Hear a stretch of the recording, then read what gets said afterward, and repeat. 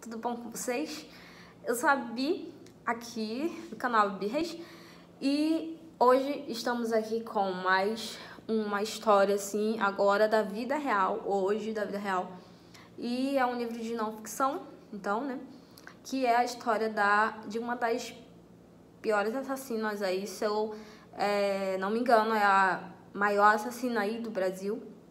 E a gente tá, assim, nesse mês aqui especial de outubro, né? Especial de Halloween.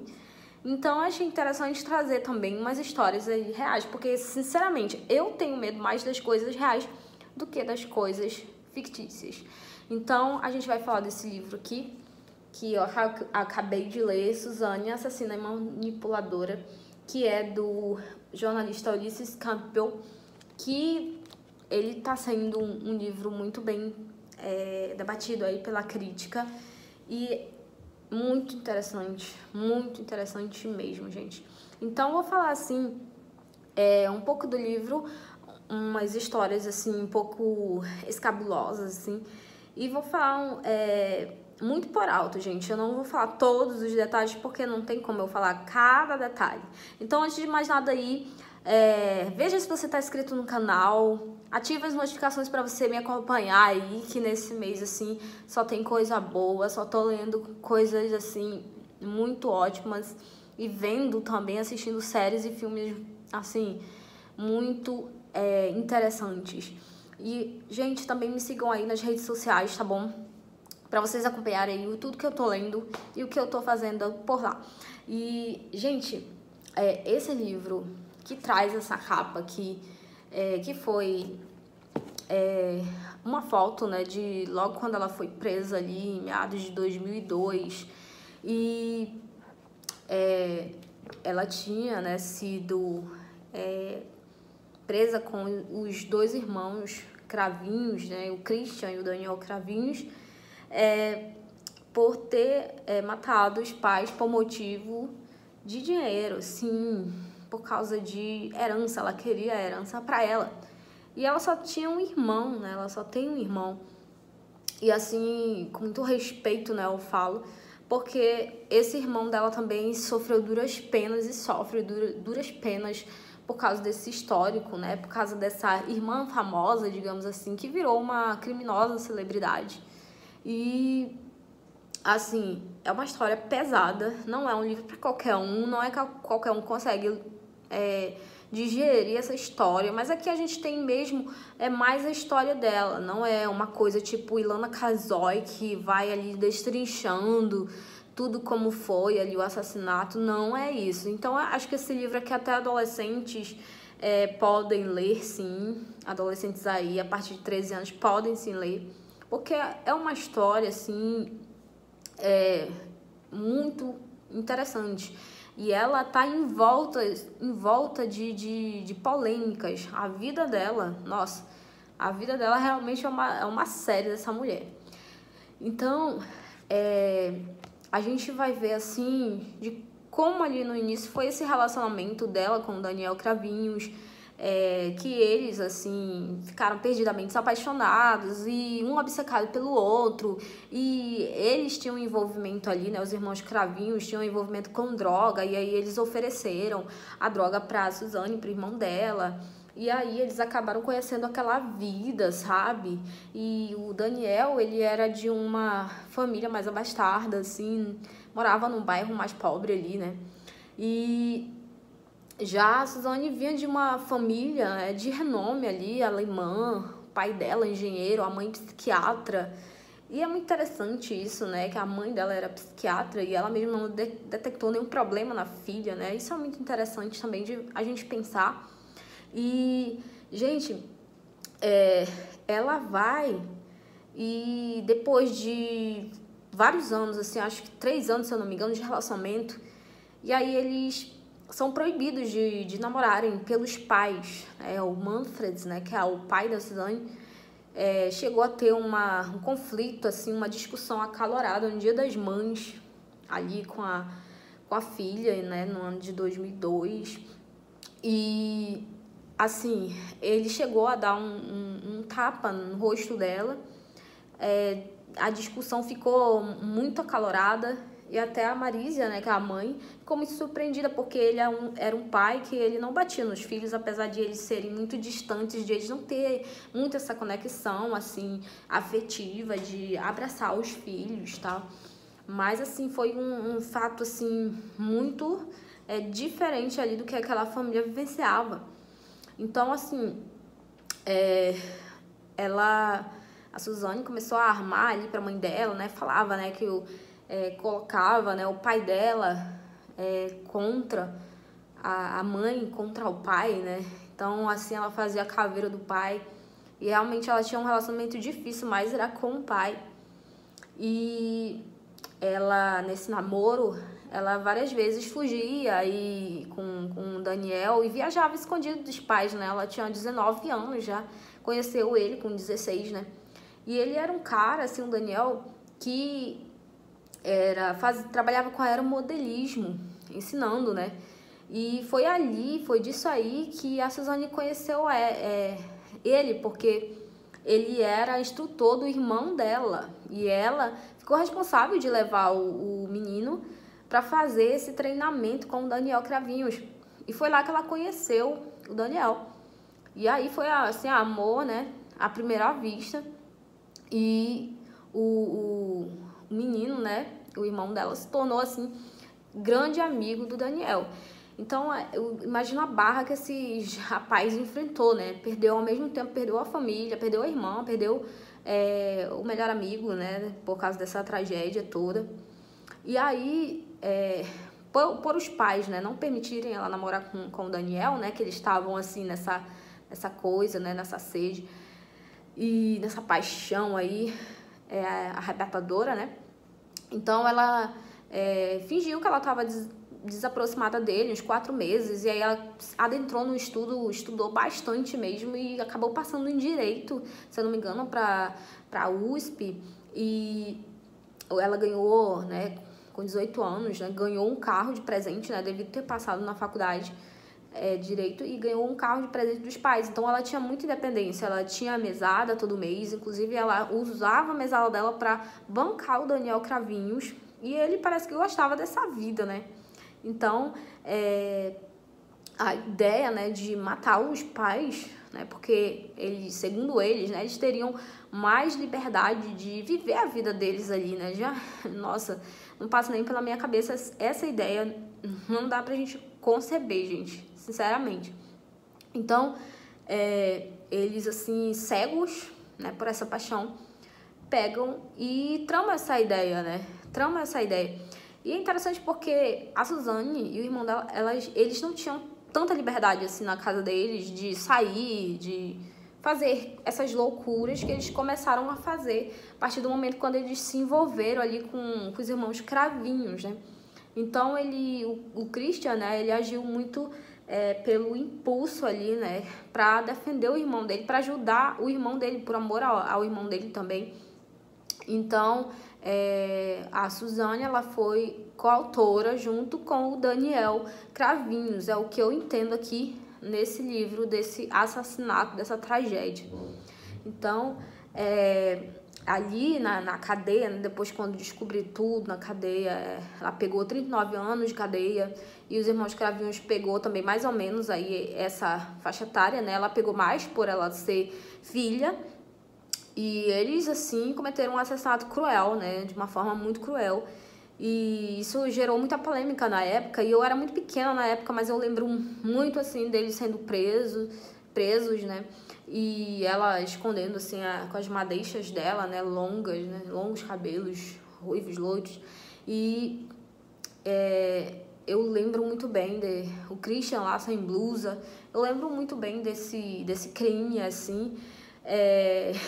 Apesar de ter sido, apesar de eu ser muito pequena na época, eu lembro, assim, que repercutiu muito na mídia na época. Foi como o caso da Isabella Nardoni. Então, a gente vai acompanhando essa história e a gente descobre, assim, nossa, meu Deus, cada coisa, meu Deus, dessa história dessa mulher. E ela já passou por poucas e boas, viu? Porque na prisão ela sofreu bastante, né? Ela chegou a a quase ser refém numa rebelião do PCC e ali, né, naquele presídio. E assim era praticamente um inferno aquele presídio ali. E ela só não foi feita refém porque teve uma moça que era da cozinha e deixou ela ficar presa no armário da cozinha de alimentos lá na despensa, deixou ela presa lá, trancada, e ela quase sem ar lá para morrer, sem ar. Mas assim, foi a forma que ela conseguiu escapar. Então, para você ver que ela tinha assim tanto uma doçura, assim, uma delicadeza, sabe, para chegar nas pessoas e conquistar, cativar as pessoas, para que ajudassem ela. Então, ela sabe muito bem, assim, cativar as pessoas, né? Ela sabe muito bem conquistar as pessoas para os objetivos dela, né? A gente percebe, assim, que ela sempre dá um jeito, assim, de sobreviver ali naquela vida, né? De presidiária. Então, assim, a gente vai vendo aí a história dela e, né, no presídio, tudo que ela passou ali, né? E mais tarde, né, a gente vai ver que aos poucos ela foi se adaptando, mas que ela sofreu pra caramba ali. E teve, quando ela foi transferida umas 3 vezes, até que ela foi parar em Tremembé. E lá ela conheceu a Sandrão, né, que em 2014 ela deu uma entrevista pro Gugu Liberato. E aí o Gugu, né, pagou para ela 120 mil e mais 3 máquinas de 12 mil reais, porque ela era costureira lá dentro do presídio com a Sandrão. E elas tramaram ali, né, isso daí, né, e ficou combinado, assim, que 20 mil era da Sandrão. Só que aí depois a Sandrão pega e é transferida de penitenciária, e aí elas perdem o contato. E aí, não demora, o Gugu, né, que recebeu um ibope muito alto na época, manda essas máquinas lá pro presídio, lá da Suzane. Só que aí não pode entrar, porque o segurança lá fala, se essas máquinas entram aqui, vai ficar tombado como como patrimônio público, e aí você não vai ter direito a nada. Então, você tem que mandar para casa de alguém. Por que você não manda para casa da Sandrão? E aí ela vai e manda para casa da Sandrão lá para Mogi das Cruzes, se eu não me engano. E aí não demora, a Sandrão aparece lá nesse presídio e aí fala, né, para ela, né, que ela queria os 20 mil dela, tal, a parte dela. Aí a Suzane fala assim, não, mas não é seu, tá na minha conta, é meu. E aí ela fala, e as 3 máquinas que chegaram lá em casa, 36 mil reais. Aí ela fala, é meu, porque tá lá na minha casa, então é meu. E aí vão embora assim, né, a maior falsidade, as duas, né, vão-se embora, viram as costas e nunca mais se falam.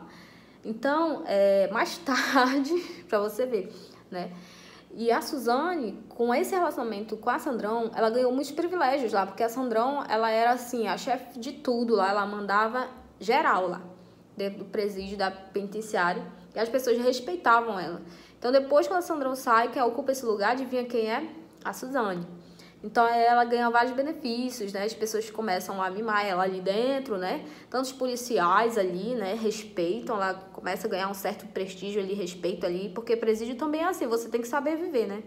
Então, ela começa a ganhar ali o respeito daquelas outras presidiárias que ajudam ela a pintar o cabelo, a fazer as unhas e tudo, né? A ter umas certas regalias. E é interessante porque ela também teve esse relacionamento lésbico na cadeia para ela ter o privilégio de ir para um lugar, uma ala lá dentro do presídio que era mais confortável. Então, de algum modo, ela sempre usou as pessoas assim para conseguir benefícios para ela sobreviver ali naquele ambiente hostil.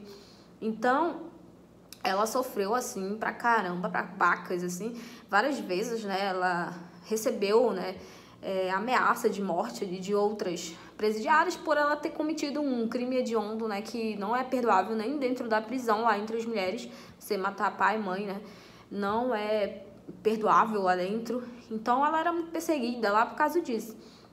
Então, já nessa época aí, 2014, quando a Sandrão sai dessa prisão aí, ela começa a ganhar um certo respeito lá dentro, né? Aí o jogo vira lá dentro. Então, ela começa, né, a ter as saidinhas também, né? Dia dos pais, dia das mães. Infelizmente, isso é Brasil, né? E aí, gente, enquanto isso, né? Enquanto a Suzane tá lá, né? Permanece presa, o Daniel e o Christian são soltos, né? E a Suzane, ela só não é solta porque ela, toda vez quando ela faz aquele teste do Rorschach, que é um teste em que são mostradas várias figuras, assim, pro presidiário, pra pessoa, um teste psicológico, né? E aí a pessoa vai falando o que ela tá vendo, e de acordo com o que ela vê, ali é uma interpretação, e aí mostra que tipo de pessoa e se a pessoa tá apta ali para viver em liberdade. E a Suzane sempre dá negativo esse exame. E mesmo ela já pegou todas essas imagens, já estudou como é que funciona esse exame aí, mas mesmo assim ela nunca passa, já foi reprovada 3 vezes. Então por isso que ela não recebe liberdade, porque realmente ela não tem assim condições, né, segundo esses exames aí de viver em liberdade. Então, diferente dos cravinhos, né, que passaram nesse teste aí, e dessa também Sandrão, né, que passou nesse teste aí, por isso que ela ficou em liberdade. Então, a gente vê que é uma pessoa, não é uma pessoa normal como qualquer um, porque se ela fosse normal, ela não estava presa desde os 19 anos aí nessa penitenciária, né? Ela não estava vivendo dessa forma, né? Então, ela acabou, né, por ter um relacionamento com o irmão de uma presidiária, amiga dela lá do presídio, e desenvolveu esse relacionamento aí. E toda vez quando ela saía, né, nas saidinhas, ela colocou, né, o endereço desse namorado e ela ia pra ele. Porque até então ela não tinha nenhum, né, porque ela matou, né, as raízes dela, ela não tinha pra onde ir, não tem contato com o irmão também, perdeu totalmente aí o contato com o irmão. Tentaram se reencontrar, né, depois de, sei lá, 10 anos, tentaram se reencontrar, mas parece que não deu certo. E ele também sempre temeu, assim, a reaproximação, até mesmo de ela tentar alguma coisa contra a vida dele, ele sempre temeu. E aí ele é o único herdeiro, né, da herança dos Richthofen. Então, gente, hoje, né, o túmulo dos pais dela tá praticamente ali naquele cemitério lá, abandonado. E, infelizmente, né, pessoas nunca voltam, né? E essa mulher aí deixou, realmente, essa assassina é uma das mais, assim, comentadas, né? Virou uma assassina famosa aí do Brasil e é praticamente uma celebridade aí de presídio. E ela realmente deixou o nome dela marcado, porque realmente é um crime que as pessoas não vão esquecer tão facilmente assim. A pessoa realmente fica marcada quando faz um crime como esse. Então, gente, essa história de hoje, realmente histórias da vida real, é o que mais me choca.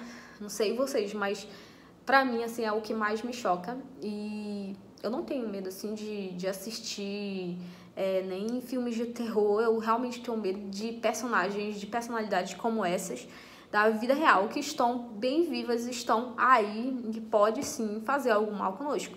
Então, gente, vamos prestar atenção nas pessoas que estão do nosso lado e vamos cuidar daquelas que são importantes pra gente, que realmente, né, valem a pena. Então é isso aí, gente. Essa foi minha dica de hoje. O jornalista, o Ulysses Campbell, fez assim um trabalho maravilhoso. E também, se você quiser saber mais sobre essa história, saber mais sobre esse livro, você pode dar uma busca aí no Instagram, @SuzanneOLivro, que você vai encontrar vários conteúdos ali, vídeos ali do escritor falando sobre a obra dele, sobre o perfil psicológico dela, com mais detalhes, porque eu não sou psiquiatra, eu não sou psicóloga, então eu não vou me adentrar assim a falar do psicológico dela, porque é uma coisa de louco. Não é fácil você definir essa personalidade dela, não é fácil mesmo, porque ela é cheia de conflitos, ela é complexa mesmo, é uma personalidade bem excêntrica, digamos assim. Então é isso, gente. Até o próximo vídeo e tchau. Obrigada por ter ficado até aqui. Beijo pra todos.